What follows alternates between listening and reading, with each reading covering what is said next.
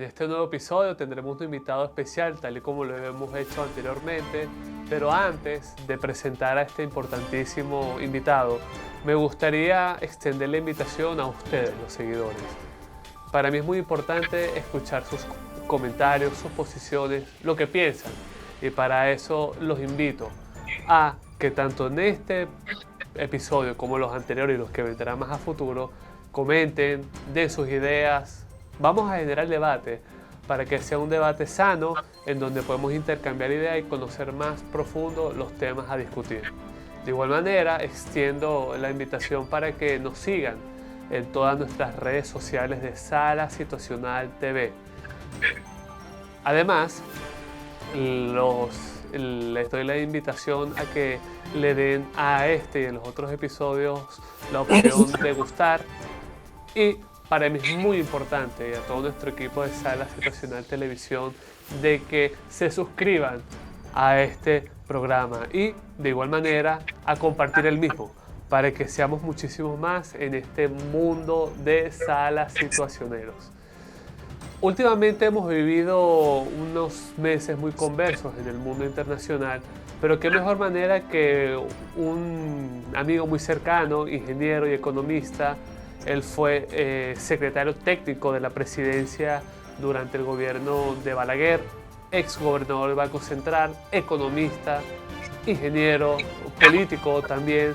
Y ante nosotros se encuentra el ingeniero Guillermo Caram. Ingeniero Guillermo Caram, para nosotros es un placer darle la bienvenida a este episodio de Sala Situacional TV. Ingeniero. Bueno, muchas gracias por permitirme la oportunidad de participar en la sala.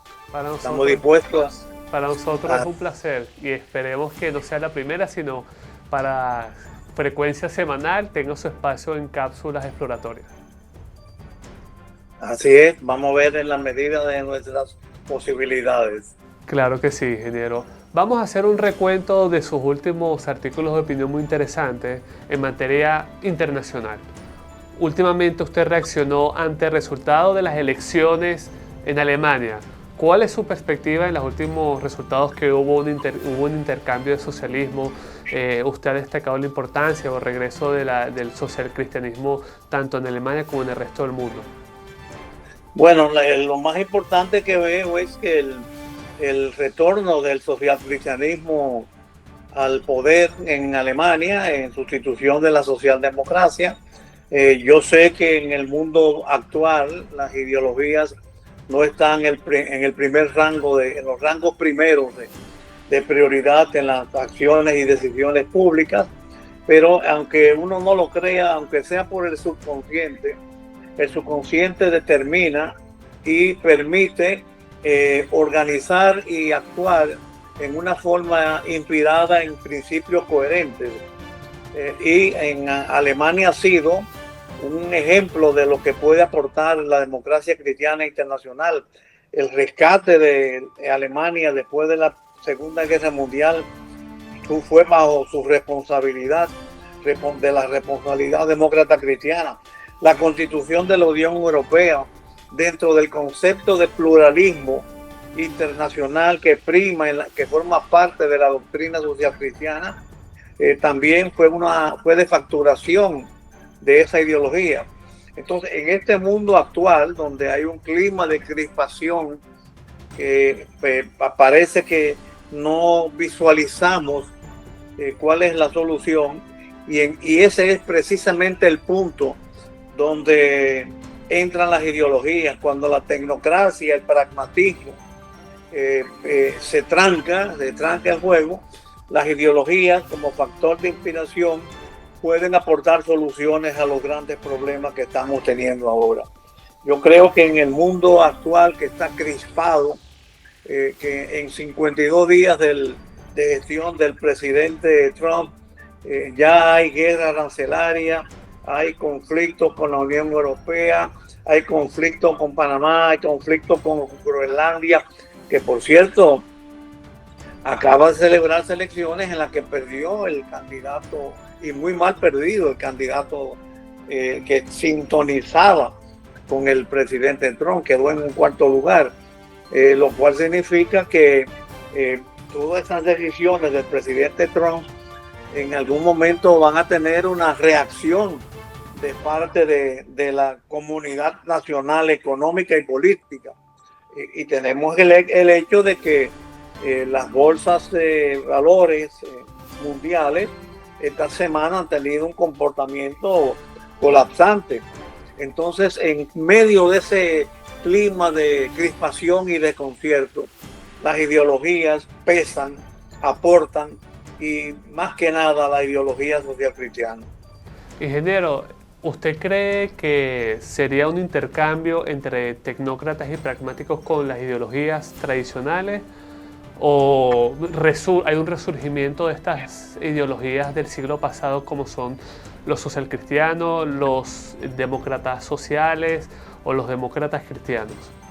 Bueno, es difícil, no te puedo pronosticar, dar una respuesta favorable a mi concepción, que es esencialmente doctrinaria.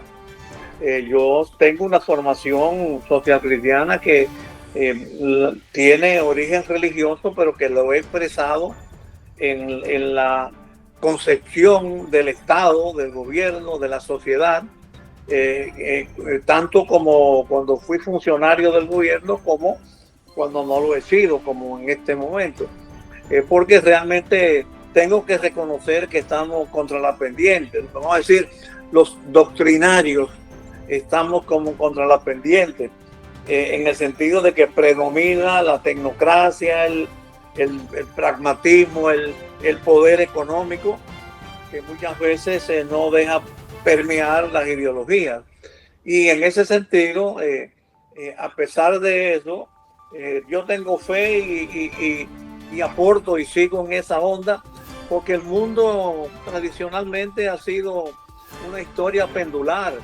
Un día triunfan los revolucionarios, otro día triunfan los conservadores. Hay un va y viene que en cierta forma permite que haya democracia, ciertamente, pero proporciona inestabilidad. Yo abrigo la esperanza y por supuesto me inscribo en las utopías, en este caso en la utopía social cristiana, y por eso insisto, como decía el apóstol Pablo, a tiempo y a destiempo de lo que considere conveniente. Ingeniero, en su respuesta anterior usted enumeró los diferentes conflictos o situaciones que agobian en los últimos meses de nuestro mundo.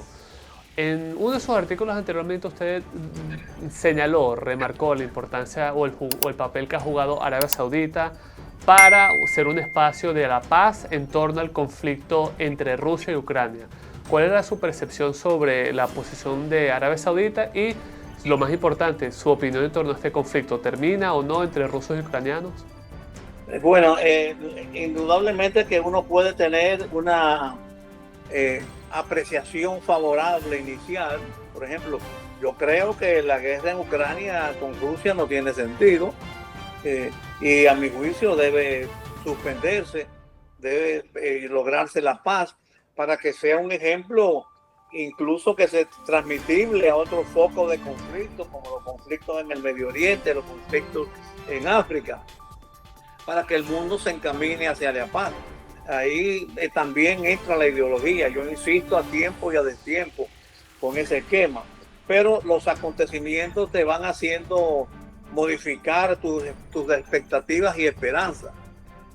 Yo diría que los últimos acontecimientos, los intentos que he observado de negociación por la paz, hay que verlo con reserva, porque aparentemente el acuerdo entre funcionarios norteamericanos y ucranianos es visto con reserva por Rusia, porque Rusia quiere atacar las causas originales que provocaron el conflicto. Y esas causas originales son complicadas, porque Rusia desde la Segunda Guerra Mundial está buscando protección a su territorio, y precisamente las pretensiones de Ucrania, o la occidentalización de Ucrania, su inscripción en el Tratado del Atlántico Norte, no estando en el Atlántico, es lo que ha provocado temores y reservas en la administración rusa. Vamos a ver cómo siguen los acontecimientos, vamos a darle seguimiento, pero a como están las cosas hoy, hay que verlas con reserva y no tengo la esperanza y el optimismo que tenía inicialmente. Pero de todos modos, la comunicación entre líderes es importante. Que el presidente Trump haya hablado con Zelensky, que quiera hablar con Putin, que quiera hablar con Kim Jong en Corea del Norte, todo eso realmente contribuye a que el mundo camine hacia la paz.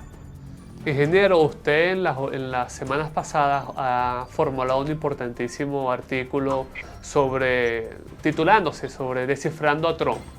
Bien, ¿cuáles son sus perspectivas y previsiones de la política Trump en torno a nuestra región Latinoamérica? Bueno, en primer lugar hay que entender al presidente Trump. Él es un negociador, un empresario que está dedicado a los negocios y predominantemente su prioridad es el tema económico. Su estilo de gobernar es negociador, y como los negociadores golpea primero y obliga a negociar para conseguir cosas. Por ejemplo, fíjate, los aranceles que ha impuesto o que ha anunciado que impondrá a México y a Canadá se han estado posponiendo. Ese es su estilo. La realidad es que uno no sabe cómo va a terminar. Hay una dosis de incertidumbre que no es favorable, por supuesto, para crear, por ejemplo, un clima de confianza para las autoridades de los países del área. Algunas de sus disposiciones y reacciones pueden incluso ser favorables para la economía dominicana, como por ejemplo la disminución de los precios del petróleo, el aumento del precio del oro, si es que la sabemos aprovechar. En el caso de la dominicana, en el caso del petróleo en toda América Latina. Pero también depende mucho de que se mantenga hasta el final, porque el estilo tradicional de él es golpear para negociar y entonces obtener mira, increíblemente luce marxista Trump, en la dialéctica marxista, tesis y antítesis para después lograr una síntesis. Cualquiera diría que eso es una locura decirlo, pero bueno, es así. Él impone unas medidas y otras espera las reacciones y luego se logra una cinta. Hay algunos puntos que son muy delicados. Por ejemplo, y yo encuentro que por lo menos el gobierno dominicano no está manejando con la atención y el cuidado debido. Por ejemplo, él está atrayendo inversiones hacia Estados Unidos y le ha dicho al mundo: inviertan aquí, que yo le voy a dar todas las facilidades. Esa decisión y esa política puede perjudicar, por ejemplo, a sectores muy importantes de la economía dominicana, como la zona franca. No sé si el gobierno se está preparando para reaccionar adecuadamente, porque las zonas francas, si bien hay inversiones extranjeras aquí, lo más importante es que constituyen un mercado. Pero si esos productores se trasladan a Estados Unidos, dejarán de haber zonas francas. Claro, afortunadamente él está pensando, el presidente Trump está pensando en los negocios grandes, que es su vocación. Él no es un chelero en materia de negocios, no es un pulpero en materia de negocios. Está pensando en las grandes inversiones, en las inversiones en maquinarias, en Telsa, en tecnología, en inteligencia artificial. No está pensando en hacer ropa, gorras, utensilios médicos, pero hay que tener cuidado.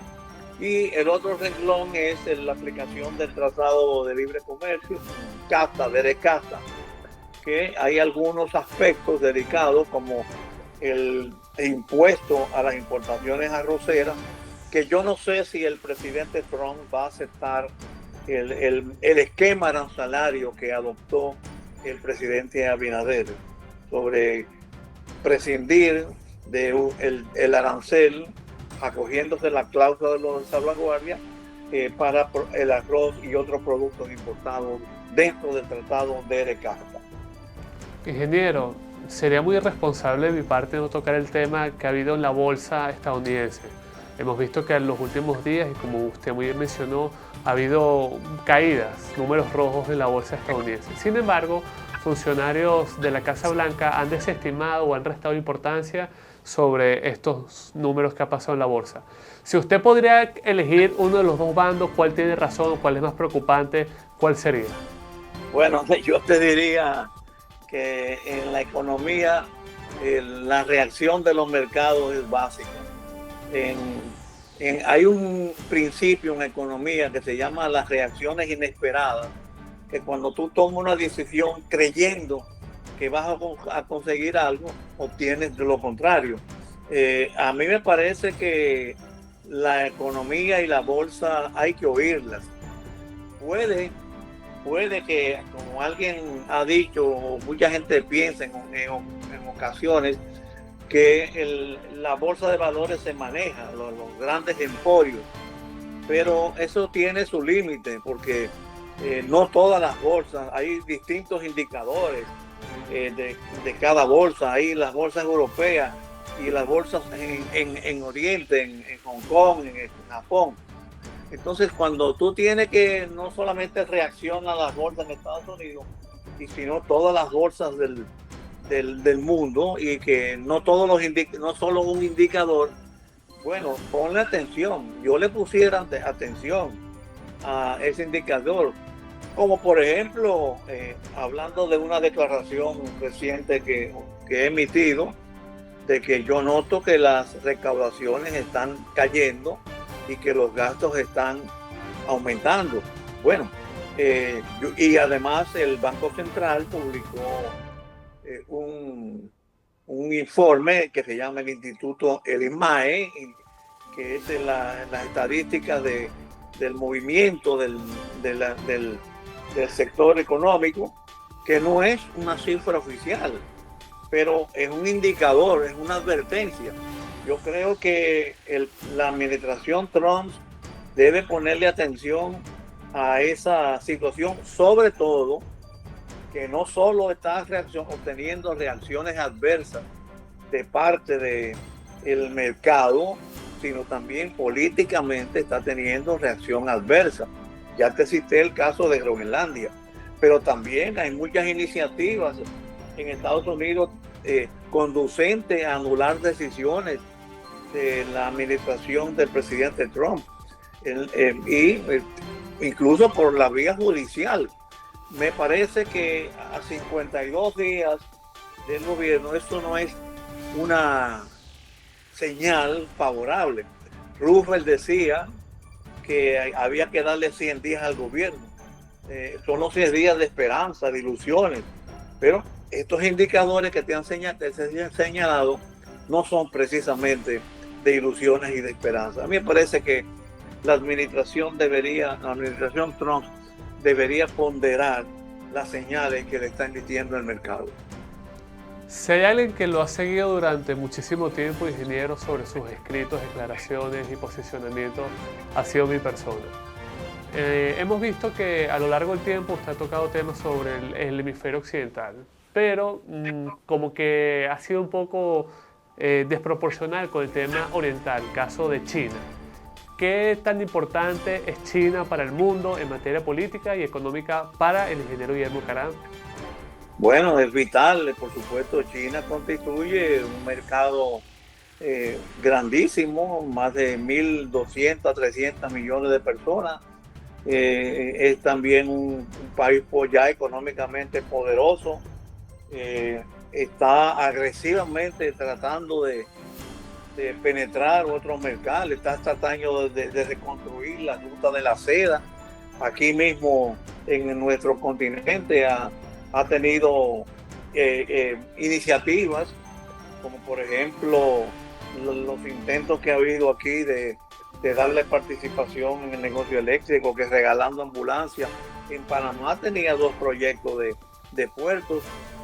Me parece que es vital, sobre todo que el estilo chino de actuar política y económicamente es más sigiloso.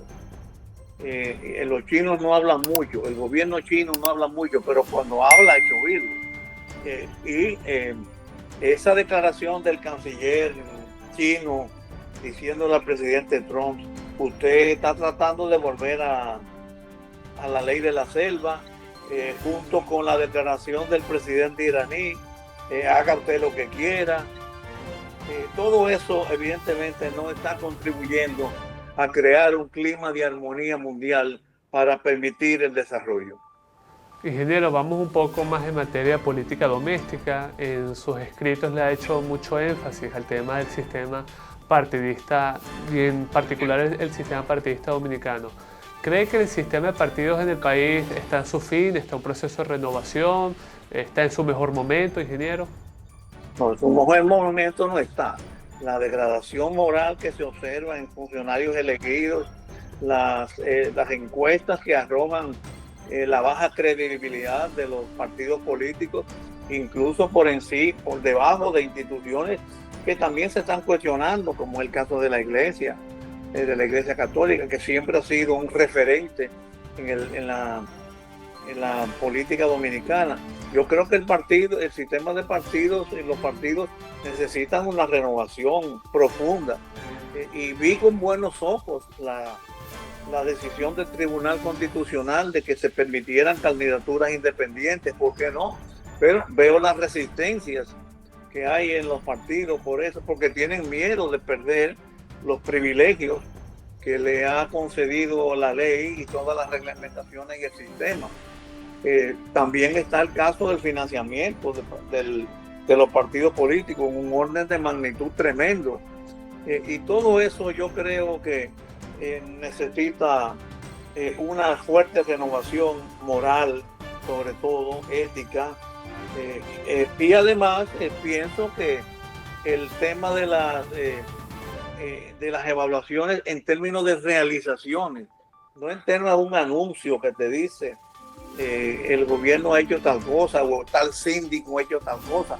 Hasta los legisladores rinden cuenta con un texto, un libro muy bonito, muy caro, sino en términos de constatación de las realidades.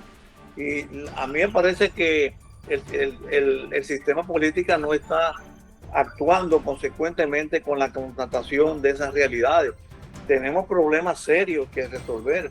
En la misma economía que va bien en términos de crecimiento económico, pero tiene problemas serios de distribución de los beneficios del crecimiento, de la sostenibilidad. Depende mucho del financiamiento externo, de la inversión extranjera y de factores externos que en cualquier contingencia pudieran variarse. Tenemos un sistema de precios, los precios vigentes están produciendo quejas en la comunidad y todo eso se debe a que tenemos un sistema productivo deficiente. Los servicios están muy precarios, de energía, transporte, educación, salud, energía. Fíjate, los apagones y tarifas están a la orden del día. El transporte es un taponamiento continuo que irrita a la ciudadanía y encarece la vida y distorsiona, desequilibra emocionalmente a la sociedad.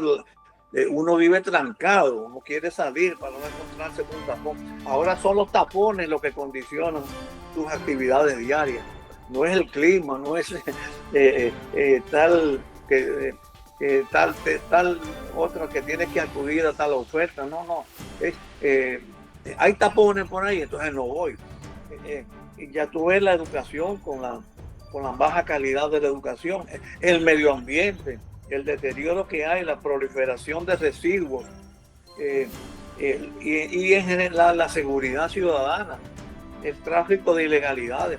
Todos esos son problemas que no entiendo que el sistema de partido lo está afrontando adecuadamente.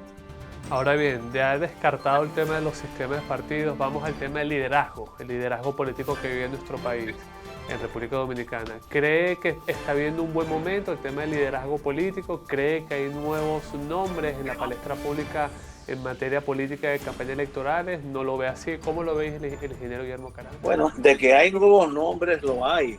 Mi temor es que dañen los nuevos nombres. que, por ejemplo, como esta es una sociedad que tiene unos hábitos realmente desfavorables, unos hábitos desaconsejables, exalta demasiado la emergencia de un candidato, de un líder. Y yo no sé si eso produce a la larga una frustración.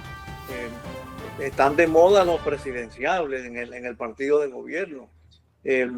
La fuerza del pueblo se maneja entre el padre y el hijo, que no es que sea malo, pero no es precisamente un signo de una virtud democrática. Y al PLD lo veo con una carencia de liderazgo de relevo.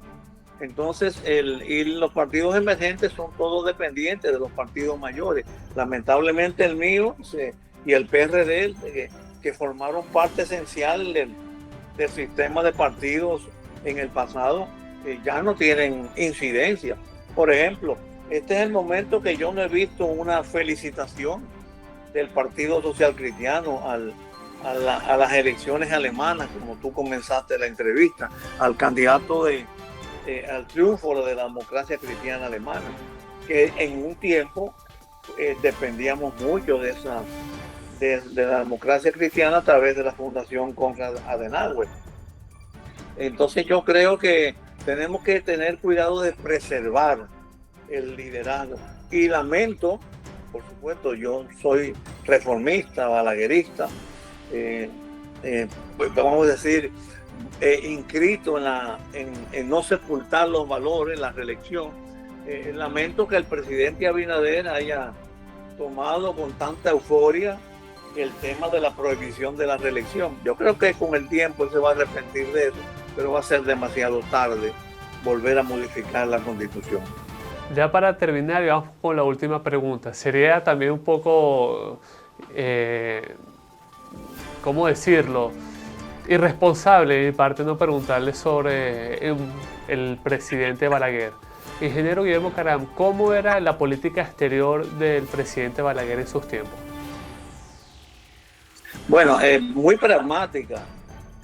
Incluso, fíjate este detalle, sobre todo en los 12 años, el que el sistema interamericano excluyó a Cuba y no había relaciones diplomáticas con Cuba. En los 12 años él mantuvo unas relaciones informales con Cuba y con relaciones comerciales prácticamente, y eso incluso me lo reconoció personalmente Fidel Castro a mí en una conversación que tuvimos en ocasión de una representación del gobierno dominicano a Cuba, que él siendo políticamente en otra ala del presidente Balaguer, reconoció que el mejor trato de un presidente dominicano hacia Fidel Castro había sido el trato de Balaguer. Muy pragmático en general su política exterior, por supuesto consciente del dominio norteamericano, que muchas veces a mi juicio lo supeditó en exceso. Bueno, para nosotros fue un grandísimo honor, ingeniero, tenerlo aquí de manera virtual en nuestro programa de Sala Situacional TV. Lo invitamos a que nos visite presencialmente y que continúe con sus cápsulas exploratorias en torno a todos los temas importantísimos que nos ha dado. Ingeniero, para nosotros es muy importante compartir dónde la gente puede seguirlo, redes sociales. Sí, claro, lo hago. En las redes sociales usted tiene una cuenta en Twitter, ¿no? Sí, @Guillermo Caram. Sí, y yo lo sigo a ustedes, veo en las redes las cápsulas que ustedes preparan. Muy interesante, por cierto. Muchísimas gracias, ingeniero. Y después de esta importantísima entrevista con el ingeniero Guillermo Caram, damos a ustedes a continuación al bloque sobre el análisis de nuestro programa Sala Situacional TV. Tal y como lo mencionamos durante la entrevista del ingeniero, destacamos el papel que ha tenido Arabia Saudita últimamente en la resolución de conflictos y ha servido como escenario para ese ambiente y ese espacio diplomático para lograr algún tipo de solución. Entonces no se despeguen de sus pantallas y a nuestros seguidores les invitamos a compartir este video a sus más cercanos familiares y amigos. Quédense ahí. Y ahora me toca hablarles sobre Momentum. Momentum es un grupo de asociados que se encarga de la consultoría política, mediciones por encuesta y estudios de investigación con la experiencia en campañas, marcas empresariales, marketing, comunicación y coaching político. Contamos en nuestra cartera de clientes en países como Venezuela, Líbano y además de República Dominicana. De igual manera, tenemos más de 10 años de experiencia ofreciendo servicios personalizados a la medida e integrales. Prácticamente son servicios de consultoría política en materia de investigación, encuestas hogar por hogar, coaching político, comunicación política, monitoreo de los medios, social listening, filmografía, diseño bajo la óptica estratégica y politológica, boletín informativo, monitoreo y coberturas analíticas, posicionamiento, dirección de grupos focales, creación de base de datos, contact center, tanques pensantes y desarrollos de canales de información, asesoría política, comunicación política, monitoreo y cobertura analítica, marketing político, análisis y formulación de discursos, subcontratación de mediciones, encuestas por hogar y consultoría en materia de investigación. Momentum, no duden en contactarnos, para eso estamos.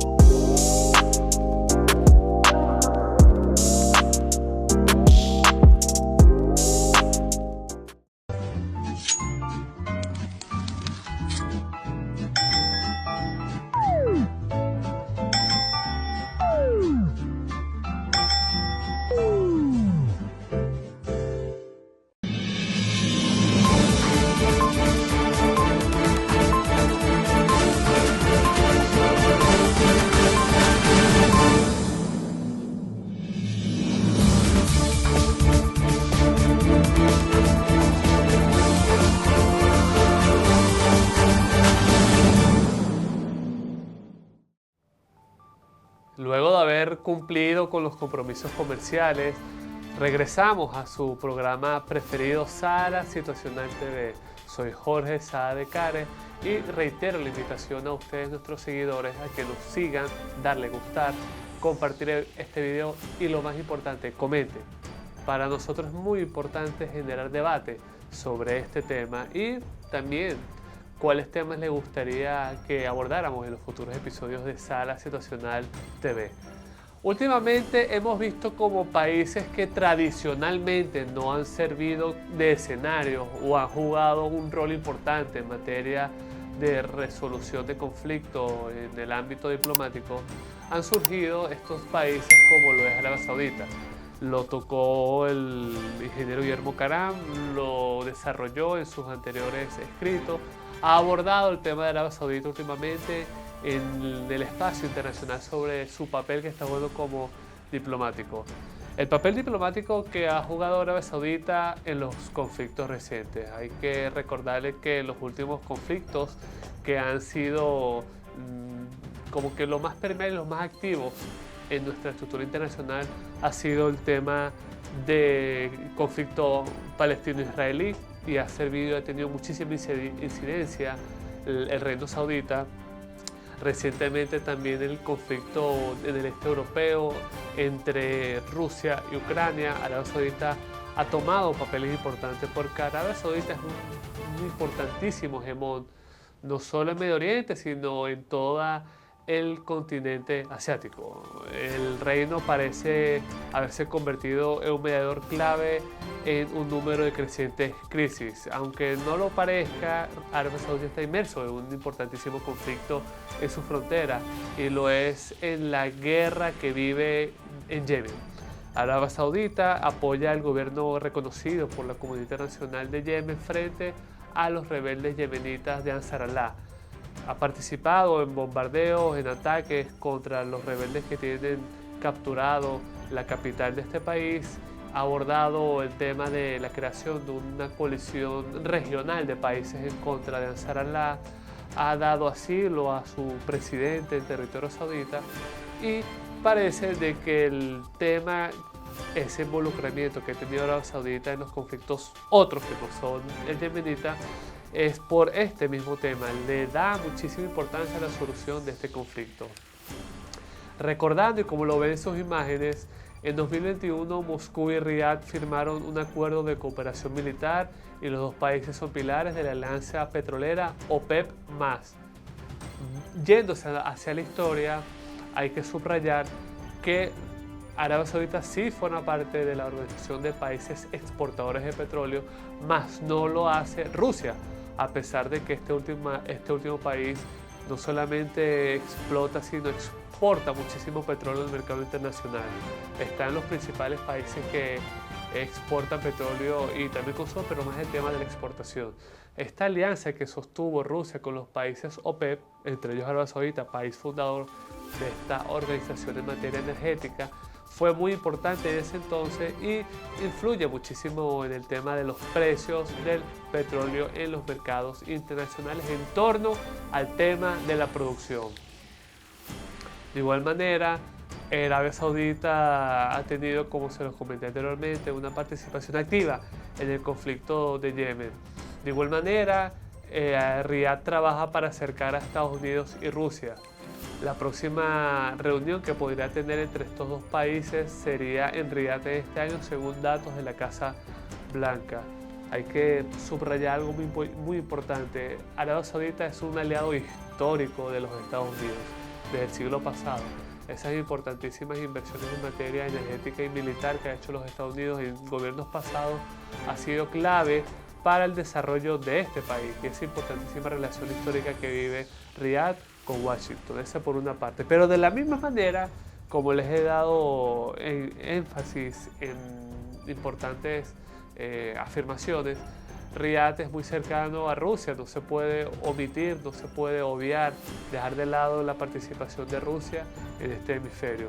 De esta manera, suscribe también acuerdos en materia militar y energética con el Kremlin para hacer una especie de equilibrio y recordarles a Estados Unidos de que nosotros también tenemos esa opción para crear nuevos frentes en política exterior. Hay un tema que ha sido muy poco comentado en el hemisferio occidental, pero sí es muy clave en el hemisferio oriental y sobre todo en Medio Oriente, que ha sido el tema de la visión 2030 de Arabia Saudita, que ha sido promocionada, auspiciada, formulada, creada, desarrollada y financiada por el príncipe heredero de la casa saudita, que es Mohammed bin Salman. La mayoría de los autores internacionales lo resumen o lo abrevian con MBS. Mohammed bin Salman es clave, importantísimo para la política árabe saudita, porque todos lo apuntan como el próximo rey de este país. Para que nuestros seguidores se profundicen y conozcan un poco más de la visión 2030 de Arabia Saudita, es nada más y nada menos que un plan de reformas económicas y sociales para diversificar la economía del país, reducir su dependencia del petróleo y mejorar la vida de los ciudadanos. Es muy fácil y más práctico y más directo llevar a cabo este tipo de políticas en materia económica, social y política, no política, económica y sociales, en un país teocrático. No es un secreto para nadie que es una perfecta teocracia, una monarquía donde aparece una especie de consejo consultivo, que es lo más cercano a división de poderes, pero las decisiones las toma el rey saudita.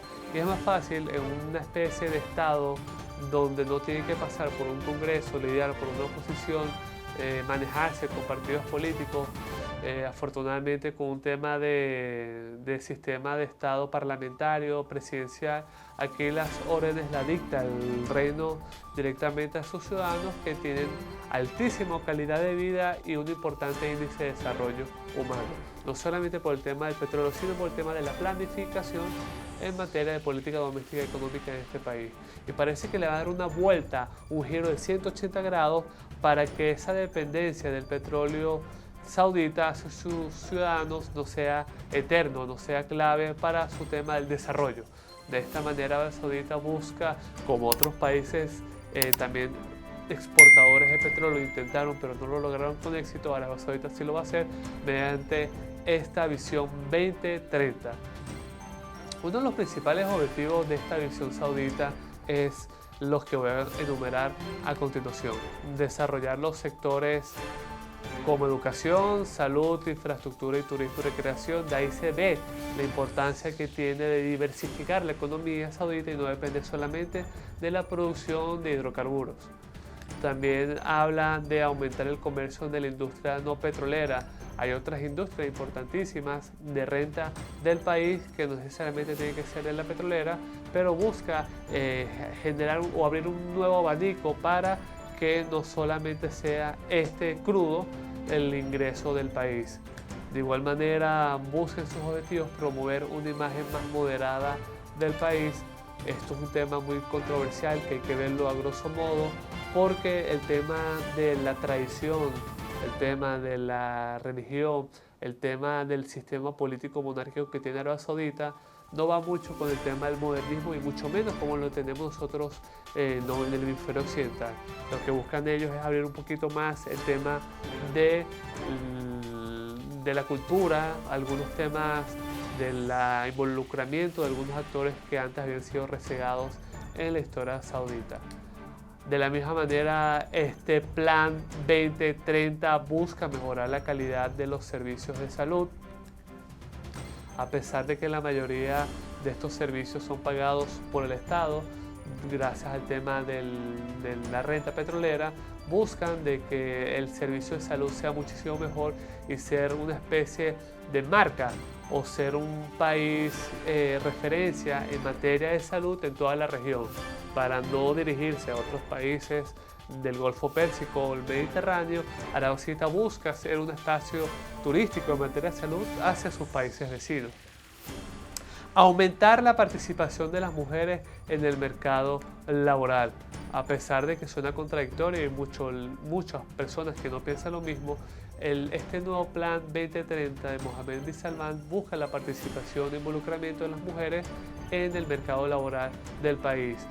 No fue sino hace algunos años muy recientes en este siglo que permitieron que las mujeres condujeran en el reino saudita.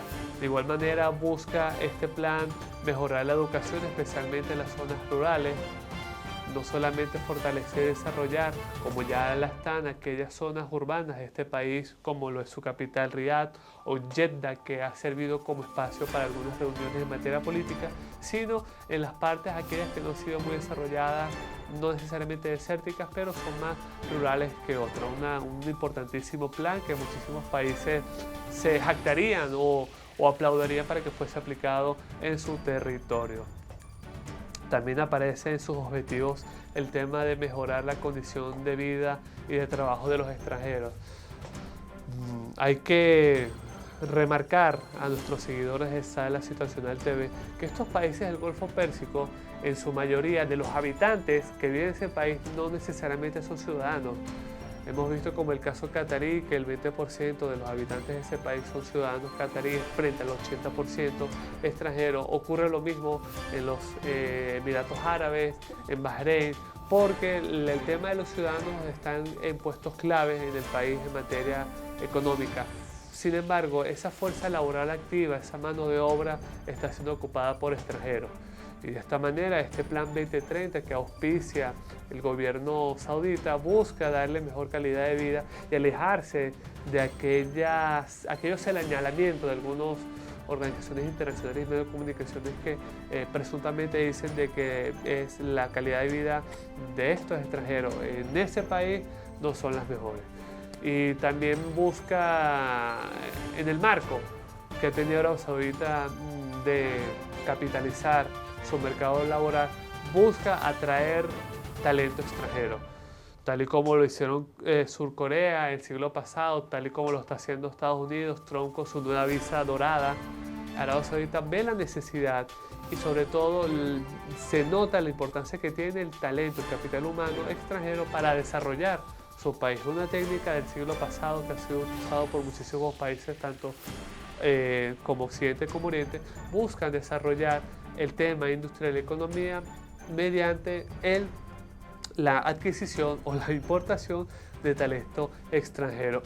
La importancia de la adquisición y la visita a largo plazo de talento extranjero en territorio saudita busca no solamente desarrollar esos sectores como son el productivo, el turístico o el tema de agricultura, qué sé yo, sino busca también contagiar, alentar, motivar a los mismos ciudadanos sauditas a que se formen muchísimo más en temas manufactureros o materia de especialidades. Hemos visto cómo Arabia Saudita en los últimos días, meses y años ha sido o aparece muchísimo más en nuestro mapa buscando generar mayor protagonismo. No obstante, para muchos países de la región, ya Arabia Saudita es un importante hegemón que tiene bastante poder, bastante influencia y toma decisiones. En Medio Oriente hay dos hegemones muy importantes que han chocado en los últimos años y es un más tema de influencia en la región, pero también surge un tema religioso sectario.